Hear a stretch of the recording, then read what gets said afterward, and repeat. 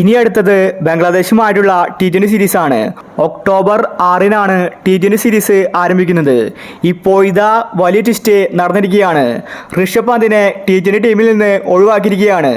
ഇന്ത്യയുടെ first wicket keeper choice ആയിട്ട് സഞ്ജുവിനെയാണ് തിരഞ്ഞെടുത്തിരിക്കുന്നത്. സഞ്ജു മാത്രമല്ല, ജിതേഷ് ശർമ്മയും കീപ്പറായിട്ട് ടീമിലുണ്ട്. അപ്പോൾ ബംഗ്ലാദേശുമായിട്ടുള്ള ഇന്ത്യൻ ടീമിനെയാണ് നമ്മൾ ഇന്നത്തെ വീഡിയോയിൽ നോക്കുന്നത്. ഇത്തരം ക്രിക്കറ്റ് ന്യൂസിന് വേണ്ടി ഈ ചാനൽ മറക്കാതെ സബ്സ്ക്രൈബ് ചെയ്യൂ.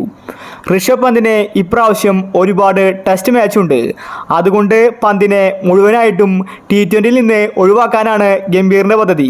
പന്ത് മാത്രമല്ല, ശുഭ്മാൻ ഗില്ലും ഈ രണ്ട് താരങ്ങളും ബംഗ്ലാദേശുമായിട്ടുള്ള T20 സീരീസിൽ ഉണ്ടായിരിക്കില്ല. അതുപോലെ ഹാർദിക് പാണ്ഡ്യ തിരിച്ചു വരികയാണ്. ക്യാപ്റ്റനായിട്ട് സൂര്യകുമാറാണ്. ഋഷഭ് പന്ത് ഇല്ലാത്തത് കൊണ്ട് ഇന്ത്യക്ക് സെക്കൻഡ് വിക്കറ്റ് കീപ്പറെ ആവശ്യമാണ്. ജിതേഷ് ശർമ്മയെ കീപ്പറായിട്ട് ടീമിൽ ഉൾക്കൊള്ളിക്കും. സഞ്ജുവാണ് ഫസ്റ്റ് ചോയ്സ്. സഞ്ജു കളിച്ചില്ലെങ്കിൽ മാത്രമേ ബാക്കപ്പായ ജിതേഷ് ശർമ്മയ്ക്ക് കീപ്പിങ്ങിന് അവസരം കിട്ടൂ. ചുരുക്കി പറഞ്ഞാൽ സഞ്ജുവിന് എല്ലാ മാച്ചിലും പ്ലേയിങ് 11-ൽ അവസരം കിട്ടും. ഇനി റിയാൻ പരാഗ്, റിങ്കു സിംഗ്, വാഷിംഗ്ടൺ സുന്ദർ, ആവേശ് ഖാൻ, ഹർഷദീപ് സിംഗ്, തുഷാർ ദേശ്പാണ്ഡെ, രവി ബിഷ്ണോയ് ഇവരെല്ലാം സ്ക്വാഡിലുണ്ടായിരിക്കും. മുഴുവനായിട്ടും യുവതാരങ്ങളാണ് ബംഗ്ലാദേശുമായിട്ടുള്ള T20 സീരീസിൽ ഉണ്ടാകാൻ പോകുന്നത്.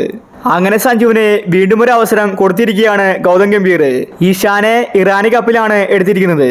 അതുകൊണ്ട് ഇഷാൻ ഉണ്ടായിരിക്കില്ല. ഈ സമയത്താണ് ജിതേഷ് ശർമ്മയ്ക്ക് അവസരം കിട്ടിയത്. സഞ്ജുവും ജിതേഷ് ശർമ്മയും കീപ്പർമാരായിട്ട് ബംഗ്ലാദേശുമായിട്ടുള്ള T20 സീരീസിൽ ഉണ്ടായിരിക്കും. ഒരുപക്ഷെ നാളെയോ മറ്റന്നാളോ ആയിട്ട് ഇന്ത്യൻ ടീമിനെ BCCI പ്രഖ്യാപിച്ചേക്കും. ഗംഭീർ വന്ന ശേഷം സഞ്ജുവിന് ഒരുപാട് അവസരങ്ങൾ കിട്ടുന്നുണ്ട്. ഗംഭീർ സഞ്ജുവിനെ നല്ല രീതിയിൽ കളിപ്പിക്കുന്നുണ്ട്.